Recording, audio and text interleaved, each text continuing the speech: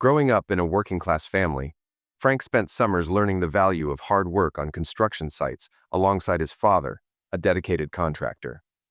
Though the physical labor honed his discipline, Frank envisioned a different path, one that led to innovation and engineering excellence. He pursued his dreams through rigorous academic effort, earning a degree in mechanical engineering and landing a position that marked the beginning of a lifelong commitment to the field. Years later, a chance meeting with Jack Park, a fellow engineer disillusioned by corporate rigidity, altered the course of Frank's career. Jack's ambition to revolutionize the industrial machinery sector resonated with Frank's own aspirations. Together, they established Park Machinery, overcoming initial financial hurdles to build a company known for its ingenuity and client-focused solutions. Their partnership thrived, with Frank excelling as the head of design and Jack steering the business toward consistent growth. Frank Alton parked his truck near the entrance of Walgreens, surprised by the bustling parking lot on Labor Day weekend. He planned to quickly grab a few toiletries before heading to a motel. Light traffic on the interstate had allowed him to arrive ahead of schedule, giving him extra time to apartment hunt before beginning a new 2-year project. Frank disliked motel living, but his job as an engineer for Park Machinery Company often required it. Park Machinery specialized in creating customized manufacturing facilities, from designing production lines to installing robotic equipment. The company catered to smaller manufacturers without in-house engineering teams, offering solutions tailored to client needs and industry demands. This adaptability was vital in fast-evolving sectors like chip production, where facilities often required frequent upgrades. Frank, who had been with the company since college, excelled at translating client ideas into practical, cost-effective designs. He stayed current with the latest technologies, particularly robotics, through courses and meticulous research. Over the years, Frank received numerous job offers, but turned them down to stay close to his family and maintain a stable home life. 3 years earlier, his boss and neighbor, Jack Park, invited him to lunch. Their conversation meandered from business to personal topics before Jack addressed the real issue, the company's growth and Frank's changing role. Frank and Jack had a long history. Both engineers, they had left unsatisfactory first jobs to pursue better opportunities. Jack, after a fallout with his employer, started Park Machinery with loans and grit, later persuading Frank to join as head of design. Despite the risks, Frank and his wife agreed it was worth it, and the decision paid off. The company expanded rapidly, thanks in part to Frank's dedication. Over the years, they opened offices across the US and Europe, becoming a leader in industrial machinery. Frank's hard work earned him financial security and recognition within the company. Recently, however, Jack noticed changes in Frank. At lunch, Jack addressed Frank's declining morale and its impact on the team. While Jack wasn't asking for his resignation, he urged Frank to refocus and regain his footing. Frank, aware of his recent irritability and its effect on colleagues, acknowledged the need to reset. He knew that without an attitude adjustment, both his performance and the company could suffer. Frank leaned back in his chair and nodded. "You're right, Jack. I've been letting personal issues bleed into work. I'll make an effort to turn that around." Jack gave him a serious look. "I actually brought you here to discuss something bigger. This new project is our first full turnkey operation, and it's critical. We've considered letting Roger Bass take the lead. But he lacks construction experience, and if the building falls behind, the entire project will fail." "Are you saying we need to hire someone?" Frank asked. "No, not at all," Jack replied. "I want you to take charge of the project. This will give you a fresh start and keep you busy enough to clear your head. You'd still oversee the design department, but I'll step in more, and we'll make it work. I'll cover your travel expenses, pay for your lodging, and even throw in a daily food stipend. Plus, if you finish ahead of schedule, the contract includes a bonus, which I'll split with you." Frank raised an eyebrow. "You're serious?" Jack grinned.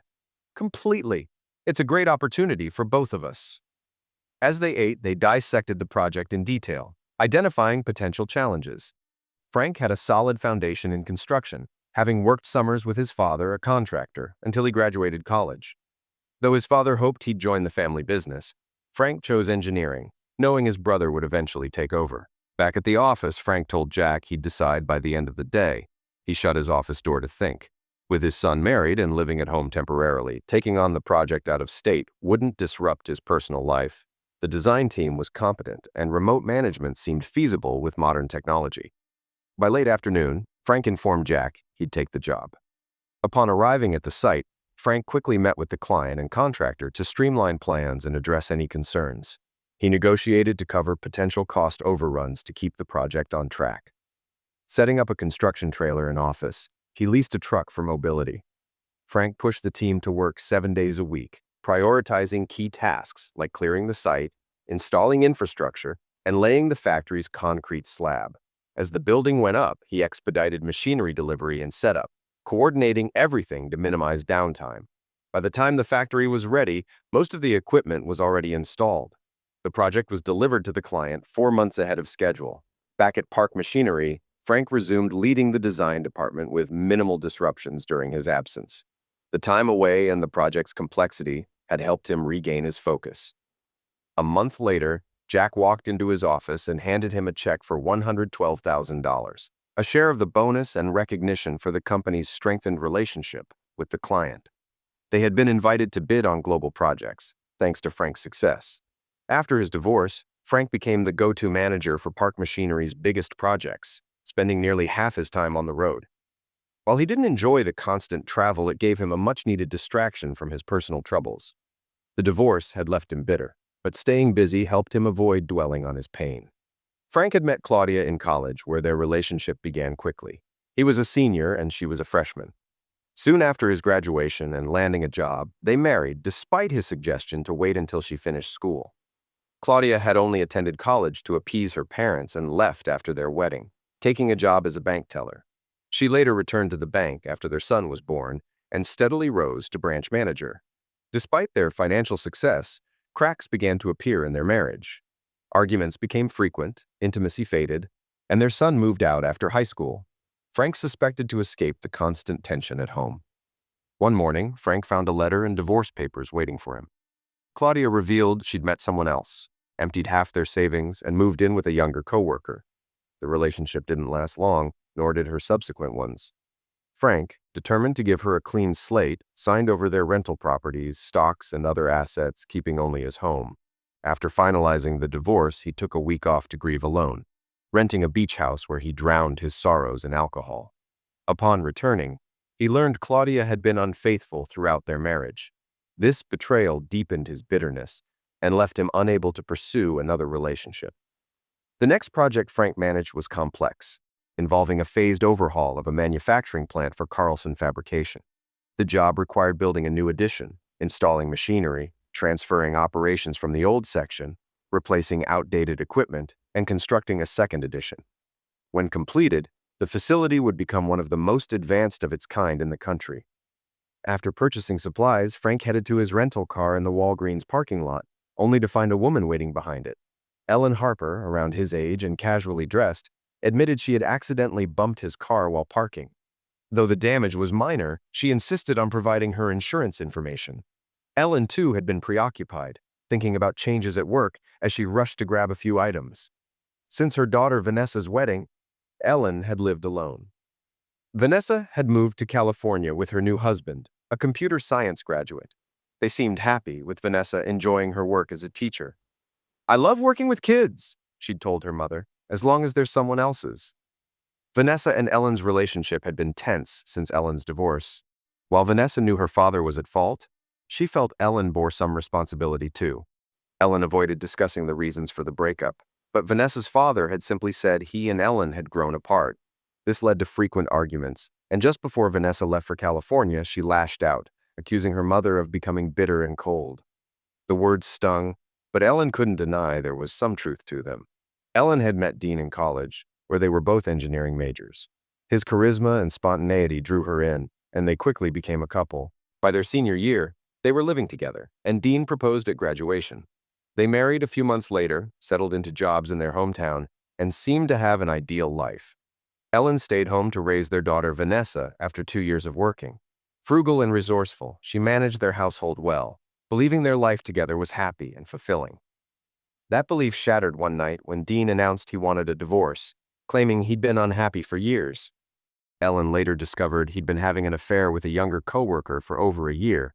Looking back, she recognized the signs she'd ignored: frequent business trips, late-night meetings, diminished bonuses, and constant arguments. The divorce proceedings were contentious, but Ellen fought for their home, child support, and Vanessa's college tuition. The judge granted her requests and ordered Dean to replace the money he'd drained from their accounts. After the divorce, Ellen faced the daunting task of re-entering the workforce after 20 years. Job offers were scarce, and even interviews were rare. A headhunter told her she was essentially unemployable due to her lengthy absence from the job market. That changed when her uncle, Grant Carlson, offered her a position at his fabrication plant. Though she started as an engineering assistant, Ellen quickly demonstrated her capabilities and earned promotions, eventually becoming the production manager. The company faced a major setback when they lost a significant client to a Chinese competitor. Ellen feared for her job, but came up with a plan to diversify their customer base. She pitched the idea to her uncle, who gave her full support and reassigned her duties to let her focus on finding new business. Within months, Ellen had secured contracts with the defense and automotive industries, revitalizing the company and filling their production lines. They soon operated at full capacity, with plans to add a third shift after installing new machinery. Ellen's efforts didn't go unnoticed. She became well respected in the industry, and headhunters regularly approached her with offers, but she remained loyal to her uncle and the company. Her salary reflected her value, and she had become her uncle's trusted confidant. At 70, Grant Carlson still actively managed the business, often relying on Ellen to help set goals and navigate challenges. Ellen was known for her fairness and dedication, earning the respect of her employees. She handled union negotiations smoothly and rarely encountered disputes. Yet despite her professional success, Ellen poured herself into work partly to avoid the loneliness of her empty home. Though she had built a thriving career, she couldn't escape the longing for the life she once imagined for herself. Ellen Harper had taken on a pivotal role at Carlson Fabrication, often chairing board meetings on behalf of her uncle, Grant Carlson. Her authority and decision-making earned her the respect of the board, who trusted that Grant backed her every move. Despite her professional success, Ellen couldn't help but reflect on her personal life, haunted by the belief that she bore some blame for her failed marriage.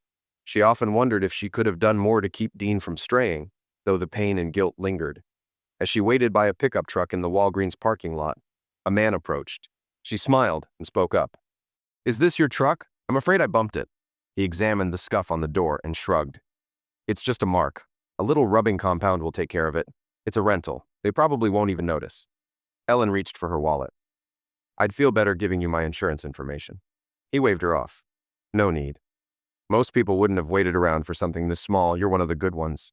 "Well," she replied, "I'd hope others would do the same for me." As he turned to leave, she handed him her business card. "Just in case. If the rental company has any issues, tell them to contact me." He glanced at the card, then back at her. "Mrs. Harper, don't you recognize my voice?" She paused, his voice striking a familiar chord. "I'm sorry, should I?" He handed her his own card. Recognition dawned, and she laughed, shaking her head. Of all the cars to hit, it had to be yours. They chatted briefly, laughing about the coincidence. Before parting, Ellen gave him directions to his motel and sketched a quick map to the factory. Frank Alton, the man she had unintentionally bumped into, drove off with a lighthearted smile. Frank checked into his motel, pleased with the quiet room facing a wooded stream. After unpacking, he lay on the bed to recover from his flight and soon fell asleep to the soothing sound of running water. When he woke hours later, he reviewed the project specifications but dozed off again mid-read. Morning came quickly, and Frank started his day with coffee brewed from his trusty travel-size machine. After a refreshing shower, Frank dressed in a casual yet practical outfit and prepared to visit the job site. This project included a unique feature, a secure addition to the existing facility, designed to function independently. With his survey tools ready, he planned to stake elevations for the site contractor. Frank hoped Carlson Fabrication would provide him temporary workspace until his office trailer was operational. As he drove to the site, he felt the familiar mix of challenge and anticipation that came with managing a complex project. Frank easily located Carlson Fabrication and decided to introduce himself, ensuring his plans for site work and office trailer placement wouldn't disrupt operations. Stepping into the lobby, he was impressed. The space was clean, modern, and inviting, making an excellent first impression. The receptionist, dressed in a sharp business suit, greeted him warmly and professionally before announcing his arrival to Grant Carlson. After a brief wait, Grant entered, shook Frank's hand, and asked about his trip. As they walked to his office, Frank stopped to comment, "Mr. Carlson, I have to say, this is one of the best first impressions I've had. Your lobby is immaculate and your receptionist is outstanding, pleasant, professional, and a real asset to your company. If this is how your business operates, I'm looking forward to working with you." Grant chuckled as they entered his office. "Careful with the compliments or she'll take over my job," he joked. Frank laughed and shared a contrasting story about a previous client whose unkempt lobby and indifferent receptionist had made a terrible impression. "First impressions matter, and your company clearly understands that," Frank concluded. Grant shook his head. "Some companies never realize why they fail." The phone rang, and Grant excused himself to take the call. Frank observed him during the conversation. His youthful demeanor, confident posture, and polished office reflected a man who knew how to run a successful business. Frank also recalled what he'd learned about Grant. He had started his business in a two-car garage, building a reputation for quality and reliability. As demand grew, he left his day job and expanded his operation. Now, Grant owned nearly all the company's stock, with a small portion held by board members. Grant's personal life seemed equally steady. Married to his childhood sweetheart, the couple's enduring love was evident. They had 2 children, Sarah, who tragically passed away from a pills overdose during her first year of college, and Grant Jr., who pursued a career in diplomacy. Grant Jr. had worked for the State Department for years, with recent rumors suggesting he might become the next NATO ambassador. When Grant finished his call, he apologized for the delay, and they dove into discussing Frank's construction schedule. Grant reviewed the plans and agreed they could manage the work without disrupting operations. He made 2 requests. Construction workers should stay off the production floor unless necessary, and vending machines should be placed in a separate trailer to prevent mobile canteens from crowding the property. "I'm concerned about extra traffic interfering with our trucks," he explained. Frank outlined his strategy to complete the site work first, including roads, curbs, and parking lots. This would give construction crews dedicated parking and reduce traffic on existing areas. Satisfied with the discussion, Frank packed his briefcase. "Mr. Carlson," Frank said, "if I can finish this project ahead of schedule, how would that impact your operations?" "I aim to complete work as efficiently as possible." Grant smiled, clearly appreciating Frank's approach. "Early completion would be a game changer. Let's make it happen." As they discussed the construction timeline, a noise behind Frank caught his attention. Grant introduced Ellen Harper, the production manager, noting she would be Frank's main point of contact. Frank turned and smiled. It was the same woman from the Walgreens parking lot. Now in a business suit and shop coat, she looked sharp and professional. "We've met," Frank said with a grin. "More like I hit his truck," Ellen admitted, laughing. "It was just a scuff," Frank reassured her. "Hardly worth mentioning." Ellen joined the meeting, offering valuable input on the plans. She suggested building a temporary road for construction vehicles to minimize disruptions, an idea Frank readily agreed to. Grant approved the expense, emphasizing the importance of efficiency. Grant then suggested Ellen give Frank a tour of the facility to familiarize him with their operations. Ellen explained each process in detail, pausing occasionally to address worker concerns or sign quality control forms. "You've got more quality control staff than most companies I've worked with," Frank noted. "We don't cut corners on quality," Ellen replied firmly. "Our reputation depends on delivering flawless parts. With the new machinery you're installing, we hope to streamline the process, not to save money, but to improve precision." After the 2-hour tour, they returned to Grant's office. Though invited to lunch, Frank declined, citing preparations for construction. Ellen showed him to an unused office he could use until his trailer arrived. Frank immediately got to work, using a phone book to make arrangements. Within 5 days, his trailer was operational with phones and other essentials in place. Park Machinery had already contracted the necessary teams, so Frank meticulously reviewed the schedule before organizing a meeting with all contractors and union representatives. He secured a private room at a local restaurant and invited 2 decision-makers from each union, along with the contractors. Grant had prior commitments, but Ellen agreed to attend in his stead. Only the 3 of them knew the meeting's purpose. On the night of the event, Frank arrived early to oversee preparations. He arranged for an open bar before and after dinner, creating a relaxed atmosphere. As attendees arrived, they enjoyed drinks and studied the project blueprints Frank had laid out. Dinner was served promptly at 7 o'clock, and the gathering felt more like a friendly dinner party than a business meeting. After the meal, Frank stood to address the group. "Ladies and gentlemen, this is Ellen Harper from Carlson Fabrication. Carlson has entrusted Park Machinery with building 2 major facility additions and installing cutting-edge equipment. This expansion will quadruple their production capacity and create significant employment opportunities in the area. Frank's introduction set the stage for a collaborative discussion, ensuring everyone left the meeting aligned and motivated to achieve the ambitious project goals. Frank began the meeting with a clear proposal. Here's the plan. I want 3 shifts working 5 days a week. Each foreman will be paid an hour of daily overtime for coordinating with the next shift. Park machinery will cover the cost. I also want a guarantee, no slowdowns, no work stoppages. We'll pay shift differentials, but on one condition. Every worker must agree this will be their only job. I can't have anyone coming in exhausted from another gig. Murmurs spread through the room, but Frank raised his hand for silence. Listen, this isn't about making your lives harder. It's about working smarter. Contractors, I understand you might think this eats into your profit margins, but prove any cost overruns to me and I'll make it right. Park Machinery has resources on standby to expedite materials or equipment. He turned to the union reps. This benefits everyone. Carlson has contracts ready to go once the machinery is running. Contractors finish faster, earn more, and move to the next job. Park Machinery profits. The community gets well-paying jobs, and unions send a powerful message. If you want quality work done fast, you hire union labor. To highlight this, I'll bring in a PR team and photographer to showcase your work. The publicity alone will mean more opportunities for your members. Frank opened the floor for discussion, keeping the debate to an hour. This doesn't need to be settled tonight, he said, ending the session with a smile. We've all had a drink or two, and I don't want anyone blaming the bourbon tomorrow. Let's reconvene in a day or two with your feedback. As attendees filtered out, Frank and Ellen stayed to answer questions. By 10:30, the room was empty, and Frank turned to Ellen. Care to join me for a drink before you head out? I could use a few minutes to unwind. Ellen hesitated but agreed. They found a quiet booth, and Frank fetched their drinks. How do you think it went? Ellen asked. Better than expected, Frank replied. No major objections, just some concerns to iron out. My biggest question is what happens if I finish 6 months early? I've mapped out an accelerated schedule, and it's possible. Ellen's face lit up. That would be amazing. We've had to decline as many contracts as we've accepted. An early finish would be a game changer.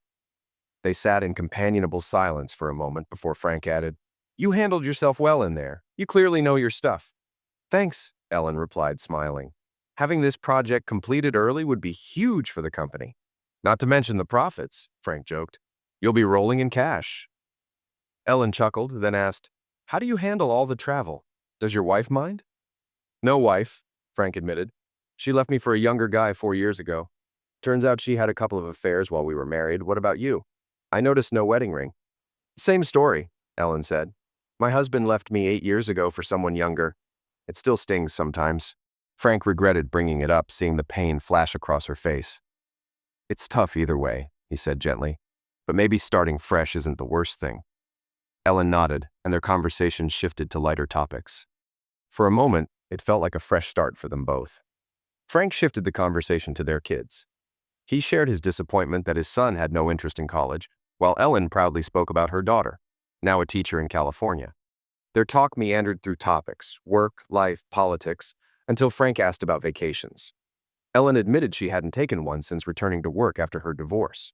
Their conversation flowed effortlessly, interrupted only by the bartender's call of, Last call? I haven't closed down a bar since college, Ellen joked.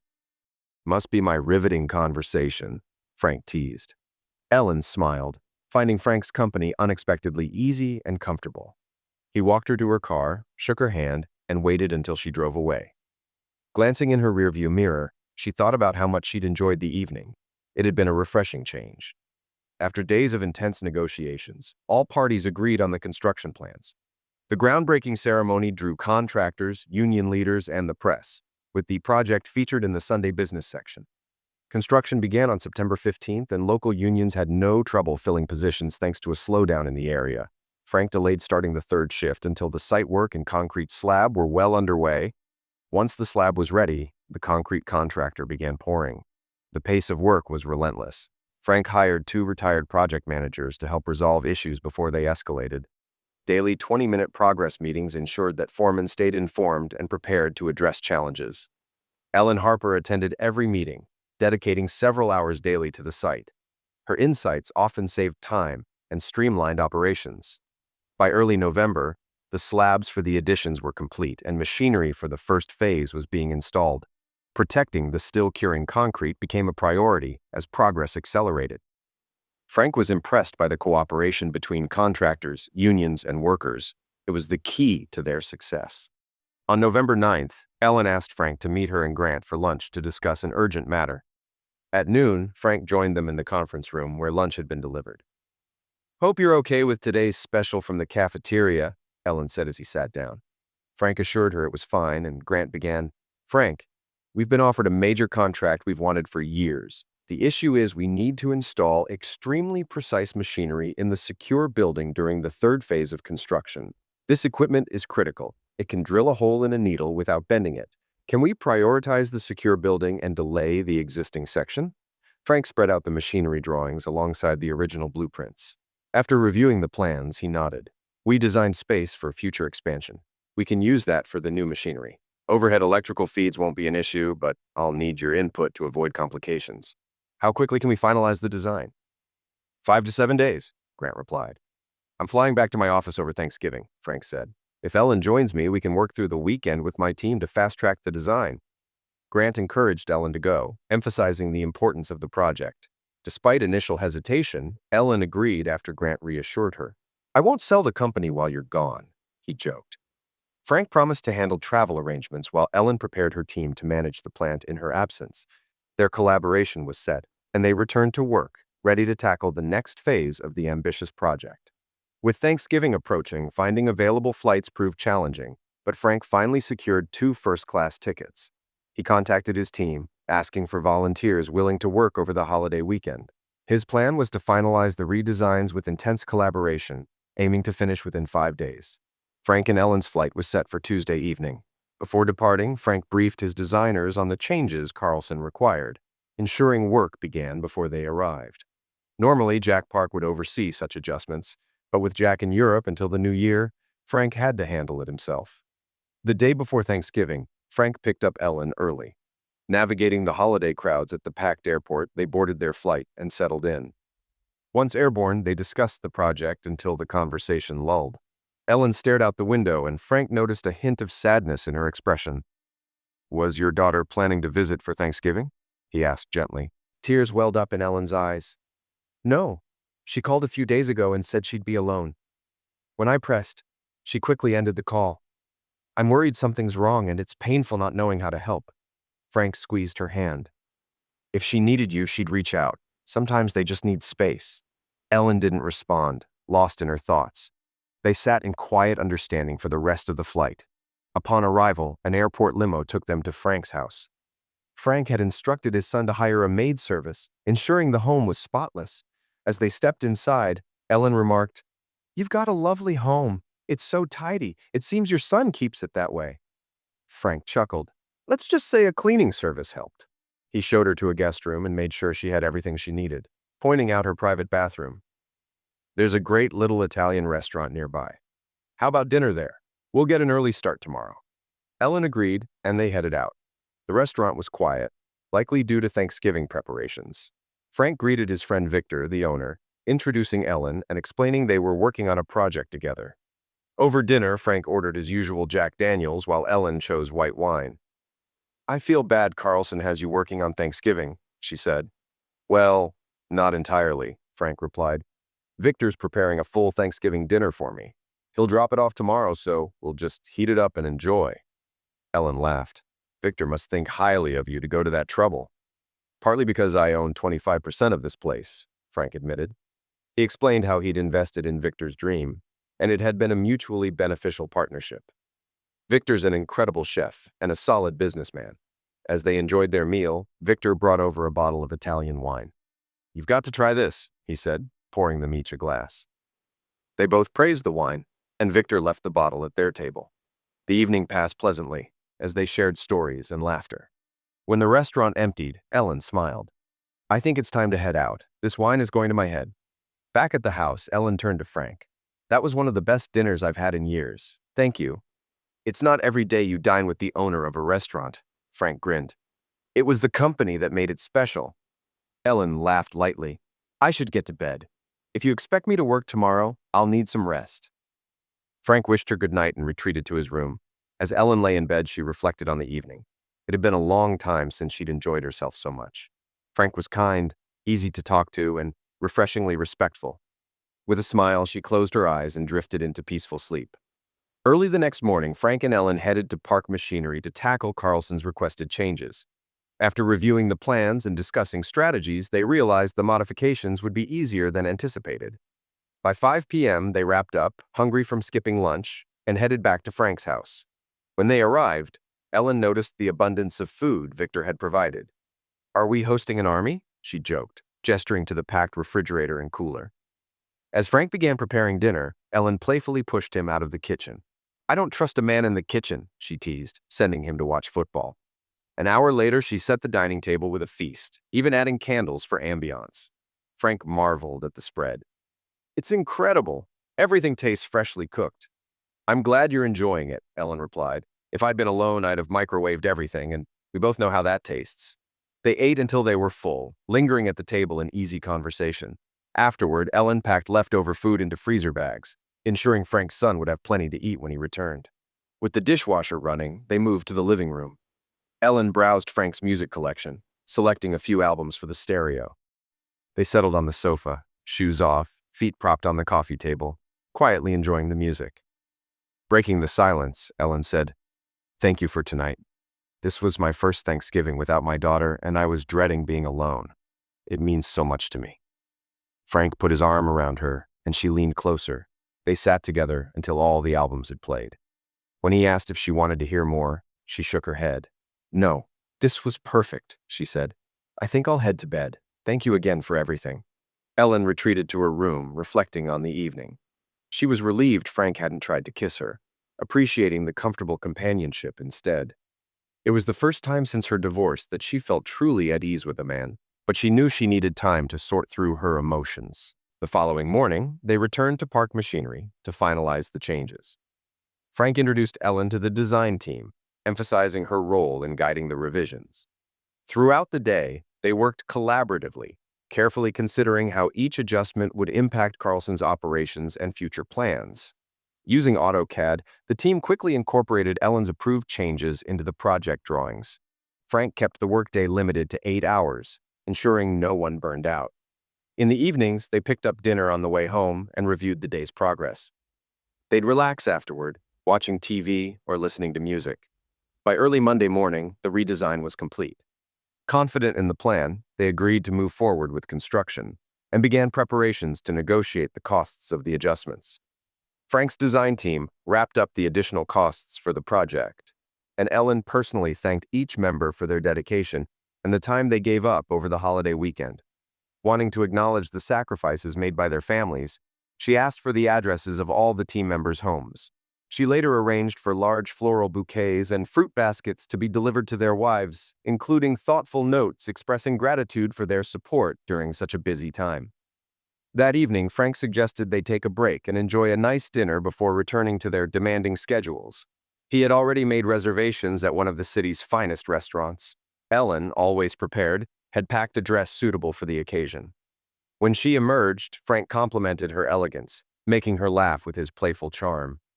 At the restaurant, the two enjoyed the signature surf and turf, with fresh lobster flown in daily. The meal exceeded their expectations, and Ellen couldn't help but praise the food. After dinner, feeling full and satisfied, Frank suggested a change of pace. Instead of heading home, he drove to a nearby nightclub. The venue was lively, even for a Monday night, with dim lighting, a full bar, and a dance floor glowing under bright lights. The music catered to their age group, creating a relaxed and welcoming atmosphere. They settled at the bar and ordered drinks, enjoying the ambiance. As they were talking, an unexpected encounter disrupted the mood. Frank's ex-wife, Claudia, approached them, making polite but tense conversation. She explained her current divorce and introduced her younger companion across the room. After a brief exchange, she returned to her table, leaving Frank to apologize to Ellen for the encounter. Ellen reassured him, observing that Claudia seemed to carry her own unhappiness. Shifting the focus, Frank invited Ellen to dance. Though hesitant at first, Ellen soon found herself enjoying the experience. Frank was a natural on the dance floor, and she quickly rediscovered her own rhythm. The two danced through much of the night, sharing a connection that felt both easy and rare. As the hours passed, the club emptied, leaving Frank and Ellen among the last on the dance floor. By the time the night ended, Ellen felt a sense of lightness she hadn't experienced in years. She realized how much she had enjoyed the evening, not just the dinner or the dancing, but the ease of Frank's company and the sense of genuine camaraderie between them. As they approached the car, Frank opened the door for Ellen. She paused, and he instinctively reached for her, pulling her gently into his arms. For a long moment, she rested against him, savoring the warmth of being held again. When she looked up, she saw the same emotions mirrored in his eyes. She leaned her head against his chest and gave him a soft kiss, breaking years of emotional barriers. Ellen asked Frank for patience, explaining she needed time to sort through the pain of her past. Frank assured her he understood, as he had endured his own heartache. They agreed to take things slow, but made it clear neither wanted to let the connection slip away. The drive home was quiet, yet comfortable, with Ellen holding Frank's hand. Once inside, she kissed him again and thanked him for making her feel alive after so many years. She retired to her room, where she lay in bed reflecting on the evening. The dinner, the dancing, and the emotional warmth had been transformative. For the first time in a long time, she felt hopeful. Hugging a pillow, she fell into a peaceful sleep. Back at Carlson, Frank threw himself into incorporating the changes into the construction schedule. Ellen was a constant presence on site, providing her input and collaborating with the team. Their dinners together became a weekly tradition, and Sundays were spent unwinding together. The project's pace remained demanding, but the team's shared commitment made progress steady. A few days before Christmas, Ellen arrived on site to review updates. While they addressed her concerns, Frank noticed something was weighing on her. She confided that her daughter Vanessa and her husband were flying in the next day. However, a broken production line required Ellen's attention, and she wouldn't be able to pick them up. Frank immediately offered to go to the airport in her place, reassuring her that everything at the site was under control. The next morning, Frank stood at the airport holding a sign with Vanessa's married name, which Ellen had provided at the last minute. A young woman approached, introducing herself as Vanessa. When Frank asked about her husband, her composure broke, and tears streamed down her face. Sitting on her carry-on, she confessed she wasn't ready to face her mother yet. Frank led her to an airport lounge, where the dim lighting and privacy offered some comfort. After ordering drinks, Vanessa quickly downed hers and asked for another. Frank encouraged her to share what was troubling her, assuring her he wouldn't judge. Vanessa hesitated, but eventually opened up. She acknowledged Frank as the man who had been brightening her mother's life and appreciated his honesty about his relationship with Ellen. Then she shifted to her own struggles. Her husband John had changed after they moved to California. While she dedicated herself to teaching, he became immersed in the party culture of his job in the tech industry.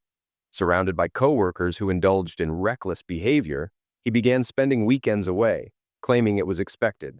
As Vanessa spoke, Frank listened attentively, offering quiet support. She revealed her fear of returning home and her uncertainty about how to face her mother. Frank gently assured her that Ellen's love and understanding would be her greatest source of strength. The conversation gave Vanessa a small measure of relief, setting the stage for the difficult reunion ahead. About 2 weeks earlier, Vanessa's husband had moved in with a younger woman, calling their marriage boring and saying he wanted more from life than work. Vanessa decided she would return home after the school year ended, as her teaching contract bound her to stay until then. Frank listened as she explained, shocked at how quickly her marriage had unraveled, and moved to comfort her as she broke down in tears. He assured her that her pain was valid, but reminded her that she had a choice: let the hurt consume her or start rebuilding her life. He shared his own struggles after his divorce, emphasizing how hard it was, but also how necessary it had been to move forward. When Vanessa composed herself, she asked about Frank's relationship with her mother. Frank explained that while they were still figuring things out, Ellen had been deeply hurt in the past and needed time to heal. He admired Ellen's resilience and the strength she showed by building a successful career and raising her daughter. As they drove to Ellen's house, Vanessa mentioned her plans for Christmas. She intended to spend the morning with her mother and the evening with her father, whose third marriage was falling apart. Once home, Frank helped carry her bags inside. Vanessa thanked him for listening and asked if he would stay while she told her mother about her failed marriage. Frank declined, believing the conversation needed to remain between mother and daughter. Before leaving, he shared a plan for Christmas Eve. Vanessa would call him after Ellen went to bed so he could secretly place gifts under the tree. Later, Ellen returned home after a long day addressing a production line issue. Vanessa ran to her, embracing her tightly before breaking down in tears. Once Vanessa calmed, she recounted her marital troubles. Ellen held her, apologizing for hurtful comments she'd made before Vanessa moved to California. She assured her daughter of her support and set about preparing dinner, feeling they needed the privacy of home rather than dining out. As Ellen cooked, Vanessa brought up Frank, commenting on how kind and attractive he was. Ellen brushed off the remark, insisting they were just friends. Vanessa, unconvinced, pressed further, noting how often her mother spoke about Frank. Ellen admitted they were taking things slow, both wary of repeating past heartaches. Vanessa smiled knowingly, convinced that her mother had found something special with Frank, even if neither was ready to fully acknowledge it yet. Vanessa threw a towel playfully at her mother, exasperated by her hesitance about Frank. She pointed out how lucky Ellen was to have someone like him, kind, attractive, and clearly devoted. Ellen laughed, dodging the towel, but admitted she wasn't sure what the future held. After dinner, the two spent hours talking, delving into topics they had never fully shared before. Ellen opened up about years of bottled-up emotions, while Vanessa revealed the pain she had been carrying in her heart. By the time they went to bed, their bond had deepened into a rare mother-daughter friendship built on trust and mutual understanding. Late on Christmas Eve, Frank meticulously wrapped presents and loaded them into his truck. The snowy forecast made him grateful for the protective cover on the truck bed. With his phone clipped to his belt, he waited for Vanessa's call. Just past midnight, she called to say Ellen had finally gone to bed. Arriving at Ellen's house, Frank quietly unloaded the gifts. Vanessa held the door for him as he made several trips, teasing him about how much he had bought. When the last of the presents was placed under the tree, he whispered a cheerful "Merry Christmas" to Vanessa and left, proud of his stealth. The next morning, Ellen made coffee before waking Vanessa. With her daughter's limited luggage space, Ellen planned to give her cash instead of many presents. But when they entered the living room, Ellen froze in shock at the mountain of gifts under the tree. She immediately questioned Vanessa, who denied responsibility, pointing out her own gift was already in her room. Confused, Ellen began reading the tags. To Ellen from Santa Claus. Realization dawned, and she picked up the phone to call Frank. When he answered, she invited him over to watch her open the presents. Laughing, he agreed. Minutes later, he arrived to a warm hug and a kiss from Ellen. She handed him coffee and led him to the living room, where the unwrapping began. Vanessa noticed a separate pile of gifts labeled for her. She squealed with excitement and dove in, leaving the largest package for last. Before she could open it, Frank explained it wasn't the actual gift, but a hint of what was to come. Curious, Vanessa tore off the wrapping to reveal a laptop. Frank explained that while this one was his, a brand new Dell laptop would be delivered to her home in California, tailored for her needs as a teacher. Overwhelmed, Vanessa hugged him tightly. Ellen smiled at their exchange, grateful for Frank's thoughtfulness. Then she noticed a package under the tree.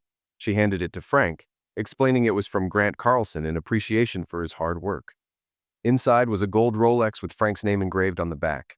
Ellen handed him another gift, this one from her. Inside was a sleek leather briefcase embossed with his initials. Frank smiled, kissed her, and thanked her warmly. Vanessa watched the scene unfold, grinning as she witnessed the growing connection between her mother and Frank. It was a Christmas filled with unexpected gifts, heartfelt moments, and the promise of a new chapter for all of them.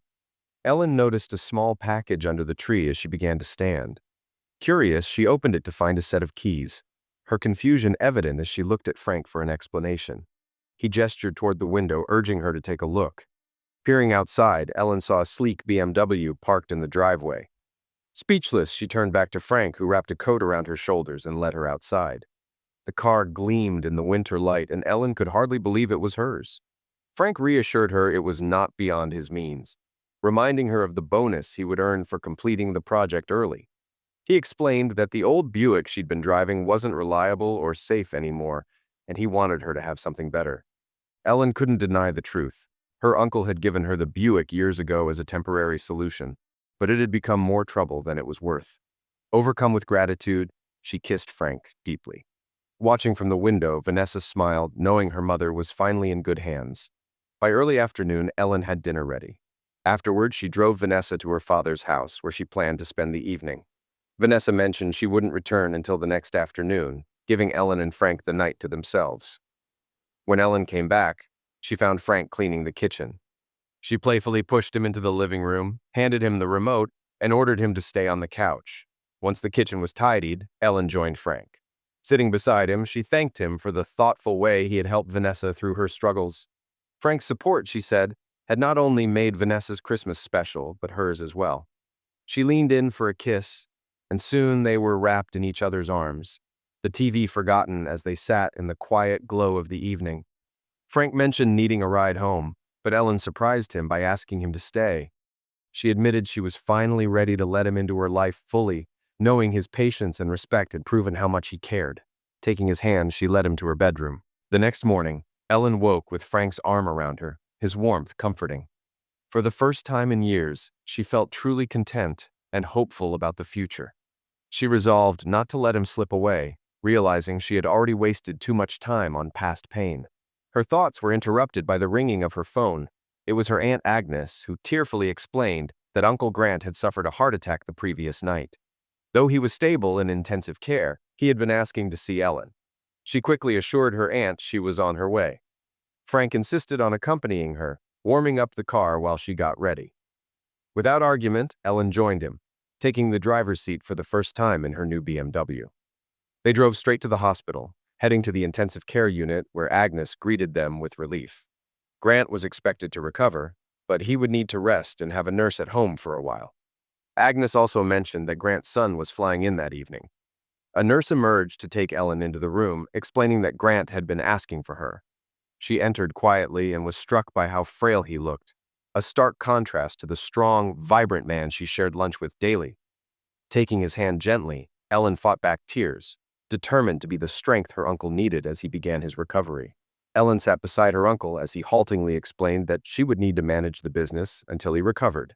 He directed her to a power of attorney document in his desk that gave her full decision-making authority in his absence. Grant urged her to hire someone to assist, acknowledging the workload would be too much for one person. When the nurse asked her to leave, Ellen joined her aunt in the waiting area and shared what Grant had said. Agnes nodded, relieved. She admitted that neither she nor young Grant knew enough about the business to handle it, and expressed gratitude that Ellen was there to step in. After staying a few more hours, Ellen and Frank left. Agnes's sisters arrived to persuade her to go home and rest. On the drive, Frank offered to stay with Ellen, but she declined, explaining she needed time to make plans and wanted to speak privately with Vanessa about what had happened. The next day, Frank returned to work, and their busy schedules left little time for each other.